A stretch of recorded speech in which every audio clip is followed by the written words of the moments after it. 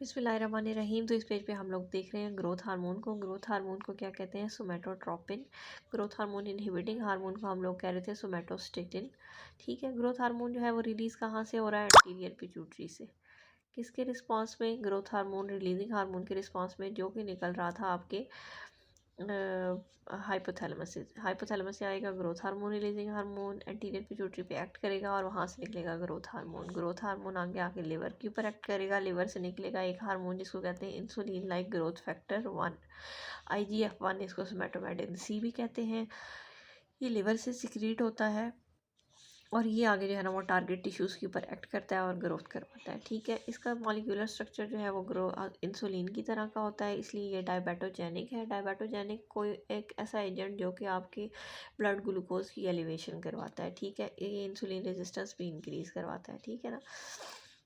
Growth hormone जो releasing hormone जब pulses के फॉर्म में आके इंटीरियर पिट्यूटरी पे एक्ट करेगा तो ग्रोथ हार्मोन निकलेगा। अगर ये टॉनिक फॉर्म में आ रहा है, मतलब पल्सेस के फॉर्म में आ रहा है, ग्रोथ हार्मोन इंक्रीज हो रहा है। लेकिन अगर ये टॉनिकली आ रहा है, ग्रोथ हार्मोन जो है वो इंक्रीज नहीं होगा। ठीक है, मतलब ज़्यादा रिलीज नहीं होगा।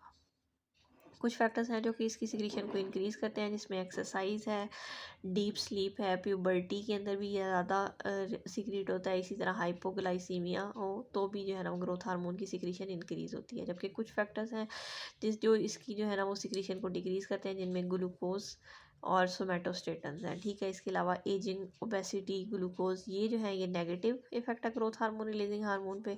और इसी तरह जो है ना वो sleep, hypoglycaemia, stress positive effect है और ग्रोथ हार्मोन के ऊपर, और उसके अकॉर्डिंगली ग्रोथ हार्मोन भी जो है ना वो इफेक्ट होगा।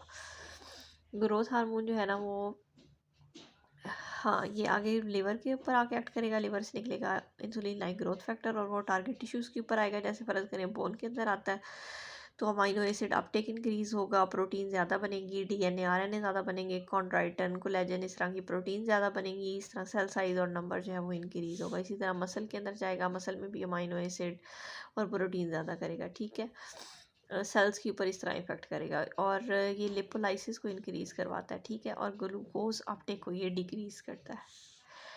कुछ कंडीशंस ऐसी होती है जैसे कि पिट्यूटरी एडिनोमा, यहाँ पे कोई एडिनोमा बन गया है, एडिनोमा बनेगा, ग्रोथ हार्मोन ज़्यादा से ज़्यादा रिलीज़ होना शुरू हो जाएगा। अगर तो ये अडल्ट्स के अंदर हुआ है, जब यहाँ पे ग्रोथ प्लेट्स हो चुकी हैं क्लोज, ठीक है, तो फिर जो कंडीशन बनेगी वो होगी एक्रोमेगाली। और अगर जो है ना वो बच्चों के अंदर हुआ है जिनके अंदर अभी ग्रोथ प्लेट्स क्लोज नहीं हुई, तो ये कंडीशन को कहेंगे हम लोग जाइजेंटिज्म। ठीक है, उसमें बोन्स जो है वो इनलार्ज हो जाती है।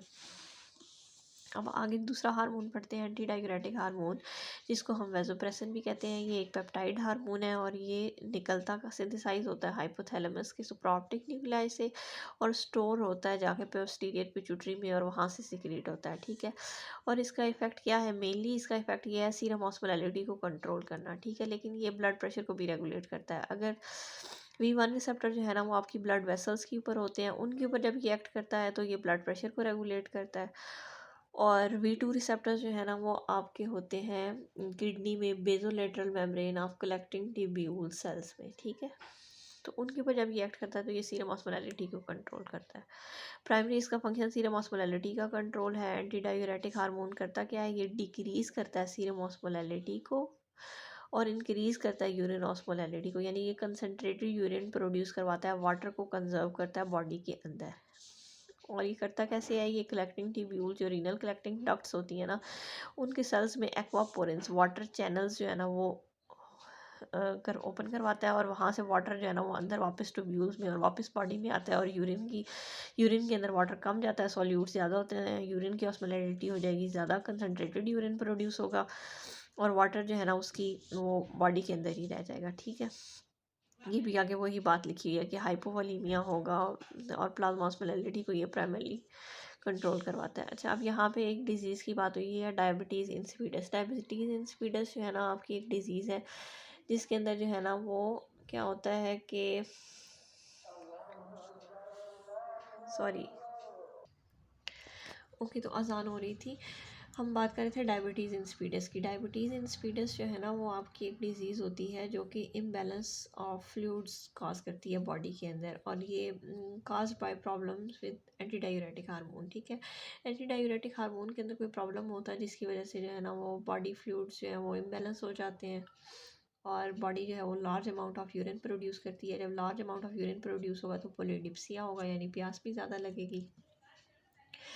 अच्छा, इसके अब ना दो कॉजेज़ हैं, या तो ये सेंट्रल हो सकती है यानी कि एंटी डायूरेटिक हार्मोन का जो प्रॉब्लम है ना वो सेंट्रल है, या फिर जो है ना वो नेफ्रोजेनिक हो सकती है, यानी कि एंटी डायूरेटिक हार्मोन के साथ जो प्रॉब्लम है वो नेफ्रोजेनिक है, यानी कि किडनी के अंदर प्रॉब्लम है। अगर तो सेंट्रल डायबिटीज़ इंसिपिडस है, यानी कि ऊपर जो सेंटर है आपका हाइपोथैलेमस हो गया, ठीक है, वहाँ से ही जो है ना वो एंटी डायूरेटिक हार्मोन जो है वो प्रोड्यूस नहीं हो रहा है, जो भी उसके साथ इश्यूज़ हैं, ठीक है। और कई दफ़ा जो है वो नेफ्रोजेनिक काज है, यानी कि एंटी डायूरेटिक हार्मोन नीचे आ तो रहा है लेकिन ये वाले जो रिसेप्टर्स हैं ना इनके ऊपर एक्ट नहीं कर पा रहा, तो वो वहाँ पे जो है ना वो नेफ्रोजेनिक डायबिटीज़ इंसिपिडस होगी। बहरहाल इसमें ये होता है कि यूरिन बहुत ज़्यादा प्रोड्यूस होता है, ठीक है, और इसके अलावा पॉलीडिप्सिया भी होता है। Nephrogenic diabetes insipidus can be cause by mutation in the V2 receptor. वही बात होगी ना कि V2 रिसेप्टर के अंदर कोई म्यूटेशन वगैरह हो गई है या रिसेप्टर्स के ऊपर ADH एक्ट नहीं कर पा रहा, that's why nephrogenic diabetes insipidus होगी, ठीक है। अच्छा, सेंट्रल डायबिटीज़ इंसिपिडस का मतलब तो ये है ना कि ADH ऊपर से ही नहीं आ रहा, तो उसके अंदर तो अगर हम लोग एक कोई ADH का एनालॉग देंगे, कोई ऐसी चीज़ देंगे जो कि जिसका सिमिलरली स्ट्रक्चर वाइज सिमिलर होगी वो एंटी डायूरेटिक हार्मोन में और फंक्शन वाइज भी, तो जाहिर बात है वो ADH के तौर पे एक्ट करेगी, आएगी V2 रिसेप्टर पे काम करेगी और उसका जो है ना वो ट्रीटमेंट हो जाएगा। लेकिन अगर सेंट्रल अगर जो है वो नेफ्रोजेनिक डायबिटीज़ इंसिपिडस है तो एंटी डायूरेटिक हार्मोन तो नॉर्मल होगा लेकिन जो है ना वो नीचे आ नहीं रहा होगा और वो एक्ट नहीं कर पा रहा होगा, ठीक है। तो डेस्मोप्रेसन एक ADH का एनालॉग है जो कि सेंट्रल डायबिटीज़ इंसिपिडस का ट्रीटमेंट है और नॉक्टर्नल एन्यूरेसिस का। अच्छा, इसके अंदर एक बात मिस हो गई थी कि ग्रोथ हार्मोन, रिलीजिंग हार्मोन या जो भी हार्मोन्स होते हैं ना इनके कुछ नेगेटिव और पॉजिटिव फीडबैक्स भी होते हैं, ठीक है। जैसे ये IGF है ना, इंसुलिन लाइक ग्रोथ फैक्टर, जब ये बहुत इंक्रीज़ हो जाएगा ना तो ये नेगेटिव फीडबैक पहुंचाएगा एंटीरियर पिट्यूटरी पे और ग्रोथ हार्मोन कम रिलीज़ होगा। इसीलिए ग्रोथ हार्मोन खुद भी अपने आप का नेगेटिव फीडबैक देता है और इसके अलावा अब जाके ग्रोथ हार्मोन रिलीजिंग हार्मोन को भी कम रिलीज़ करवाता है, ठीक है। और इसी तरह की IGF जो है ना ये भी नेगेटिव फीडबैक दे रहा है ग्रोथ हार्मोन रिलीजिंग हार्मोन के लिए। ओके, आगे हम देख रहे हैं प्रोलैक्टिन को। प्रोलैक्टिन कहाँ से रिलीज़ हो रहा था? एंटीरियर पिट्यूटरी से, और ये करवाता क्या है? ये मिल्क प्रोडक्शन करवाता है ब्रेस्ट में। और इसके अलावा हमने पढ़ा था ये ग्रोथ गोनाडोट्रोपिक रिलीजिंग हार्मोन को इनहिबिट करता है, ठीक है। ये growth hormone gonadotropic releasing hormone को जब इनहिबिट करेगा तो ये FSH और LH को, गोनाडोट्रोपिक रिलीजिंग हार्मोन जाके FSH और LH को प्रोड्यूस करवाते हैं। जब गोनाडोट्रोपिक रिलीजिंग हार्मोन को इनहिबिट करेगा FSH भी प्रोड्यूस नहीं होगा, LH भी नहीं प्रोड्यूस होगा, तो फीमेल्स के अंदर ओव्यूलेशन नहीं होगी और मेल्स के अंदर स्पर्मेटोजेनेसिस नहीं होगी, ठीक है ना। Structurally homologous to growth hormone है, इसका जो मतलब स्ट्रक्चर है ना वो तकरीबन तकरीबन ग्रोथ हार्मोन के जैसा है, ठीक है। जब एक्सेस अमाउंट ऑफ प्रोलैक्टिन होता है तो लिबिडो यानी सेक्स ड्राइव जो है ना वो भी कम हो जाती है।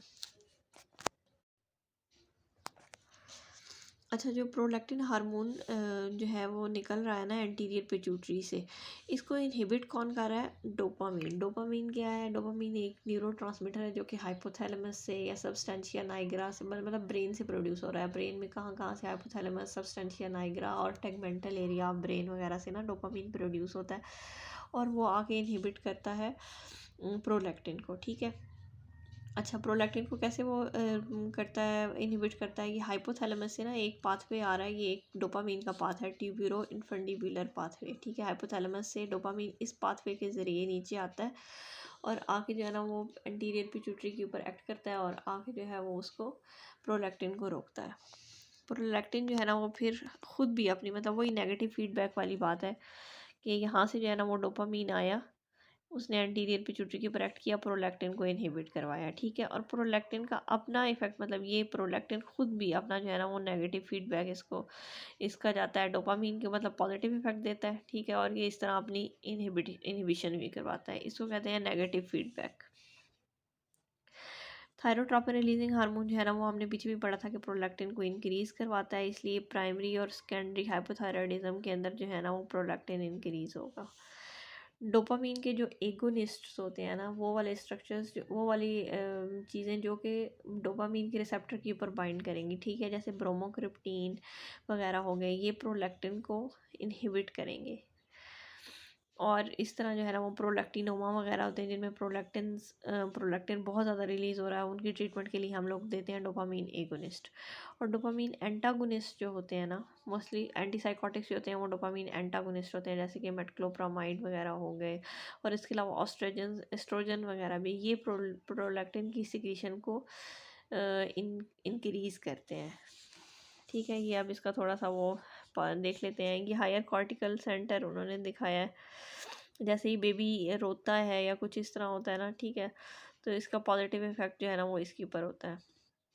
हाइपोथैलेमस से जो है वो थायरोट्रोपिन रिलीजिंग हार्मोन जब निकलता है तो ये पॉजिटिव इफेक्ट डालता है प्रोलैक्टिन के ऊपर, मतलब ये प्रोलैक्टिन को ज़्यादा रिलीज़ करवाता है। अगर डोपामीन निकल रहा है तो डोपामीन जो है ना वो एंटीरियर पिट्यूटरी के ऊपर नेगेटिव इफेक्ट कराता है और प्रोलैक्टिन जो है ना वो डिक्रीज़ होगा। इसी तरह हमने पढ़ा कि प्रेगनेंसी में एस्ट्रोजन इंक्रीज़ होगा, एस्ट्रोजन जो है वो उसका भी पॉजिटिव इफेक्ट होता है इसके ऊपर। और ये प्रोलैक्टिन खुद गोनाडोट्रोपिक रिलीजिंग हार्मोन को रोक रहा है, और फिर एफएसएच और एलएच जो है वो भी आपके कम हो रहे हैं, और ओवुलेशन और स्पर्मेटोजेनेसिस नहीं हुई है। प्रोलैक्टिन का पॉजिटिव इफेक्ट है मिल्क प्रोडक्शन के ऊपर। ठीक हो गया। और ये रीनल फेलियर अगर होता है तो इसका भी पॉजिटिव इफेक्ट है प्रोलैक्टिन के ऊपर। अक्सर रीनल फेलियर के जो पेशेंट्स होते हैं उनको गैलेक्टोरिया हो रहा होता है। बस इसके अंदर यही है, बाकी देखते हैं नेक्स्ट टॉपिक में।